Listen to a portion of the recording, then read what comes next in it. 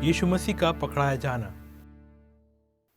पिछले पार्ट में हमने देखा कि यीशु की मानव प्रतिक्रिया क्या थी जब वो गत्सेमनी के बाग में था। हम देखते हैं कि वो प्रार्थना में करहा था और बहुत ही परेशान था इस बात के बारे में सोचकर कि कितने क्रूर मृत्यु उसको सहन करनी पड़ेगी। एक वो जिसने कभी पाप ना किया जानता था कि पूरी दुनिया के पाप उठाने का बोझ क्या होता है। वो इतना परेशान था कि उसका पसीना भी खून बनकर बाहर बह रहा था, लेकिन फिर भी यीशु मसीह ने निर्णय लिया कि वो अपने आप को परमेश्वर की इच्छा के लिए समर्पित करेगा। देहधारी हुआ परमेश्वर यीशु मसीह 100% मनुष्य था और 100% परमेश्वर था। इस पार्ट में हम देखेंगे कि यीशु मसीह की आत्मिक प्रतिक्रिया क्या थी। जब हम शास्त्रों को पढ़ते हैं और हम देखते हैं कि प्रभु यीशु मसीह पवित्र आत्मा के साथ निरंतर बात कर रहा था और वो जानता था कि आगे क्या होने वाला है। वो ये भी जानता था कि परम प्रधान परमेश्वर की योजना क्या है। इस घटना की हर एक कड़ी को यीशु मसीह के बारे में बहुत पहले कई 100 साल पहले बता दिया गया था, इससे पहले कि वो हो सकती थी। परमेश्वर के भविष्यवक्ताओं ने इन सब बातों को लिख रखा था और जब यीशु स्वयं आया तो उसने इस बात को सच प्रमाणित किया कि वो इस पृथ्वी पर पाप के ऊपर और मृत्यु के ऊपर हमेशा के लिए विजय प्राप्त करने के लिए आया है। अब हम देखते हैं कि यहूदा इस्करियोती जिसने यीशु मसीह को धोखा दिया, वो उस बाग के बारे में जानता था क्योंकि वो यीशु मसीह के साथ कई बार वहां प्रार्थना करने के लिए आया था।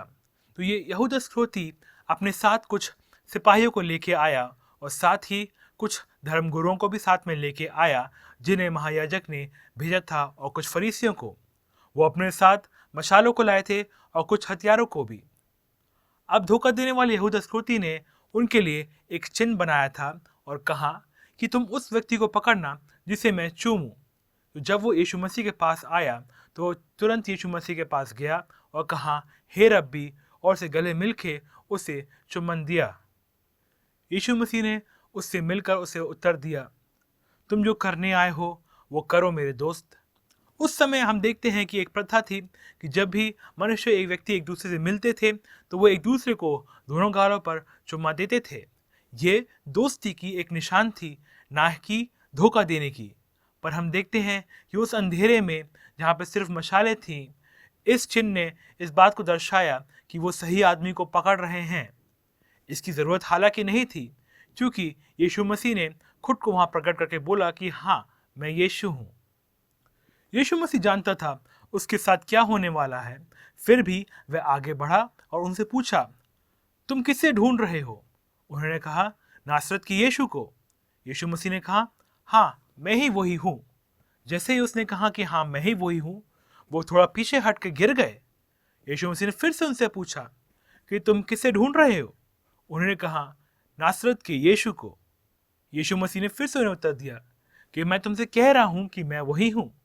यदि तुम मुझे ढूंढने आए हो तो मैं यहाँ हूँ, लेकिन इन लोगों को जाने दो।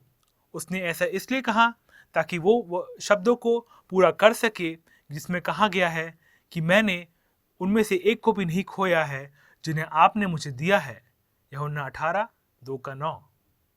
क्योंकि यीशु मसीह परमेश्वर की योजना को जानता था और वो जानता था कि उसकी योजना के अनुसार उसे गिरफ्तार करना जरूरी था, इसलिए ना ही वो डरा और ना ही वो वहां से भागा, क्योंकि प्रार्थना के समय में उसे सामर्थ्य मिल गई थी और उसने खुद से स्वयं से पूछा कि हाँ, तुम्हें किसको ढूंढ रहे हो? जब उन्होंने बताया तो उसने स्वयं को प्रकट किया और बोला कि हाँ, मैं यहाँ हूँ।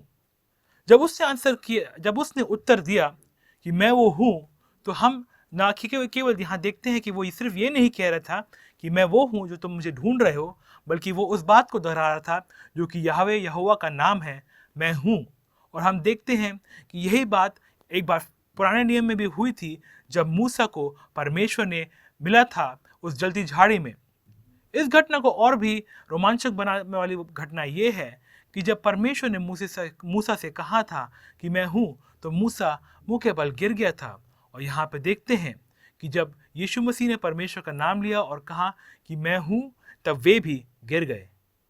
तभी शिमोन पतरस, जिसके पास एक तलवार थी, उसने महायाजक के नौकर की कान काट दिए उस नौकर का नाम था माल्कियस।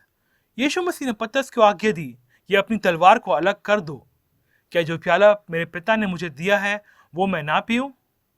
और हम देखते हैं कि मत्ती रचित सुसमाचार में इस प्रकार क्या कहा गया है कि यीशु मसीह ने उत्तर दिया कि जो प्याला मेरे परमेश्वर ने मेरे लिए रखा है, क्या मैं उसे ना पीऊं?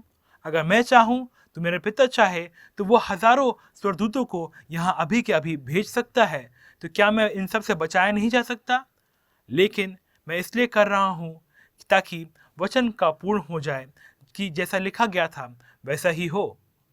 और हम यहाँ देखते हैं कि यीशु मसीह ने दिखाया कि जो भविष्यवाणी उसके विषय में हुई थी वो उसे पूरी कर रहा है।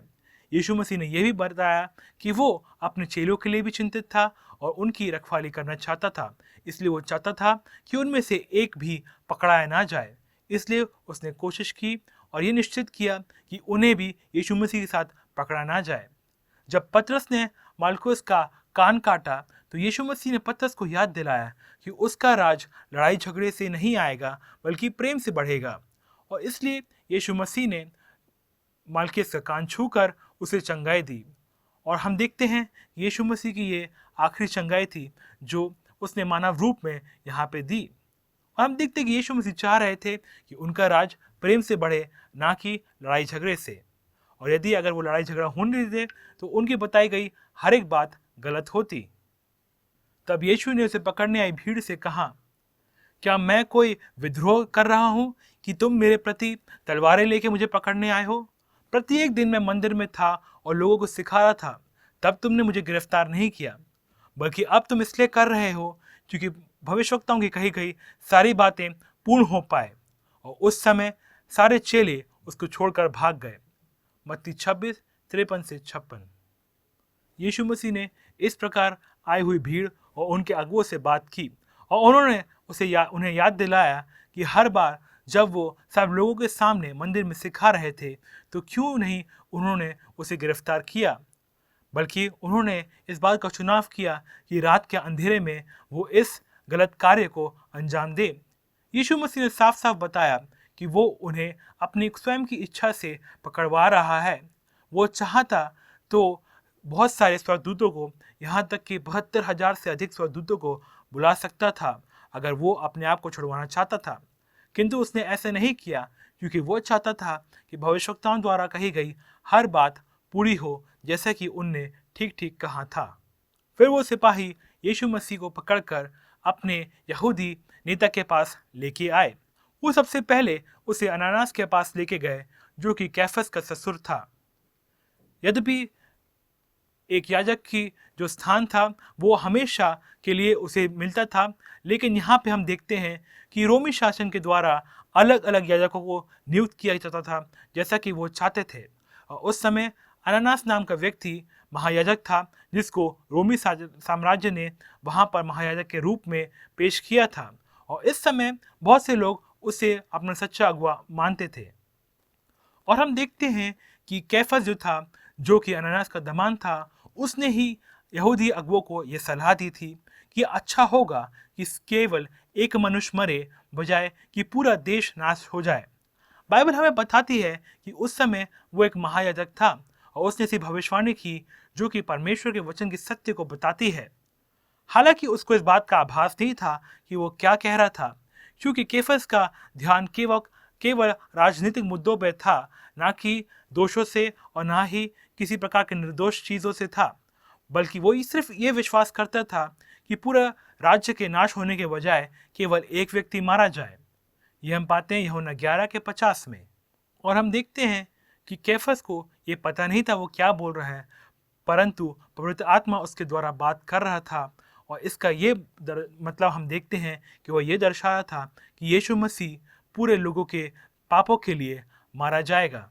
जितने लोग उस पर विश्वास करते हैं उनके पाप माफ किए जाएंगे। हम आगे देखते हैं कि शिमोन पतरस और एक और चेला कुछ दूरी पर ही यीशु मसीह के पीछे पीछे उनका पीछा कर रहे थे। ये दूसरे चेले को हम जो देखते हैं कि वो महायाजक को जानता था, इसलिए उसे अंदर जाने मिला, लेकिन पतरस को बाहर द्वार पर रहने पड़ा। कुछ देर बाद वो चेला बाहर आया और उसने कुछ लोगों से बात करी और उसने पतरस को भी अंदर बुला लिया। यूहन्ना 18:12-16। यीशु को सबसे पहले महायाजक के घर में लेके जाया गया, क्योंकि वहाँ पे एक सभा मिलने वाली थी जो उनके योजना को बनाती कि आगे क्या करना है। बाकी चेलों बहुत दूर भाग गए थे, लेकिन पतरस और यूहन्ना पीछे पीछे जा रहे थे, भीड़ के पीछे पीछे, ताकि वो देख सकें कि आगे क्या हो रहा है। यूहन्ना महायाजक के घर के आंगन में गया, क्योंकि वो महायाजक को जानता था। फिर वो बाहर आया ताकि वो पतरस को ले जा सके, ताकि वो आग के पास बैठ सके, क्योंकि वो महायाजक को जानता था, इसलिए वो पतरस को भी साथ में अंदर ले गया। और हम यहाँ पे देखते हैं कि अनन्यास ने कार्रवाई शुरू की और वो यीशु मसीह से उसके चेलों और उसकी शिक्षाओं के बारे में पूछ रहा था। हम यहाँ देखते हैं कि ये यहूदी नियम के खिलाफ था, क्योंकि यहूदी नियम के अनुसार पहले गवाहों को पेश किया जाता है और वो आरोप लगाते हैं, उसके बाद ही आगे कार्रवाई होती है। और हम देखते हैं कि यहूदी नियम के अनुसार ना कभी आरोपी को अपने आप को निर्दोष साबित करने के लिए बुलाया जाता था, और ना ही कार्रवाई कभी रात के अंधेरे में होती थी। पर फिर भी यीशु मसीह ने उनके सवालों का जवाब दिया। उसने कहा कि मैंने खुले रीति से पूरी दुनिया के सामने हमेशा से हर बात का जवाब दिया है। मैंने खुल्लम खुल्ला प्रचार किया है और सब लोगों को सिखाया है। मंदिरों में मैंने प्रचार करके सिखाया है, जहाँ पे सारे यहूदी आया करते थे। मैंने कुछ भी गुप्त रूप से छुपा कर नहीं किया। तो तुम मुझसे सवाल क्यों पूछते हो? तुम चाहो तो उनसे पूछ सकते हो जिन्होंने वो बातें सुनी हैं जो मैंने सिखाई और बोली है। और हम देखते हैं कि उस समय एक व्यक्ति सामने आया और उसने यीशु मसीह को चाटा मारा और उसने बोला, क्या महायाजक से इस प्रकार बात की जाती है? तो यीशु मसीह ने उसे उत्तर दिया, क्या मैंने कुछ गलत कहा? अगर मैंने कुछ गलत कहा है तो उसके बारे में तुम गवाही दे सकते हो। यदि अगर मैंने कुछ गलत नहीं कहा है तो तुमने मुझे थप्पड़ क्यों मारा? उस समय फिर अनन्यास ने यीशु मसीह को बंधे हुए ही कैफस के पास भेज दिया, जो कि उस समय का महायाजक था। ये कहानी इसलिए महत्वपूर्ण है क्योंकि हम यहाँ देखते हैं कि यीशु मसीह के धोखे और पकड़ाए जाने के बीच में भी यीशु मसीह अपने चेलों और अपना विरोध करने वालों दोनों की अगुवाई कर रहा था और उन्हें तब भी सिखा रहा था। इस कहानी का मुख्य सत्य ये है कि ये घटनाएं जब हो रही थी तो यीशु मसीह जानता था जो उसके विषय में भविष्यवाणियां की गई हैं वो पूरी हो रही है और परमेश्वर की इच्छा के अनुसार हो रही है। और परमेश्वर उन लोगों को भी इस्तेमाल कर रहा था जो लोग शैतान के अभाव में आकर उस कार्य को कर रहे थे, ताकि यीशु मसीह का बलिदान हो सके, ताकि सारी दुनिया पापों से बचाई जा सके। आइए अब हम इस पाठ की समीक्षा करते हैं। यहूदा इस्करियोती ने यीशु मसीह को पकड़ाने के लिए क्या चिन्ह का निश्चय किया?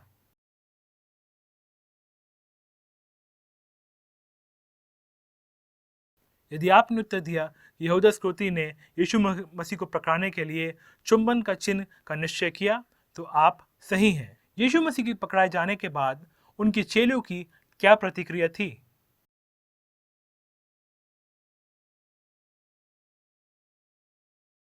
यदि आपने उत्तर दिया कि वो मुड़कर वहां से भाग गए, तो आप सही हैं। यीशु मसीह ने उसके पकड़ाए जाने पे और परमेश्वर की योजना के बारे में क्या कहा?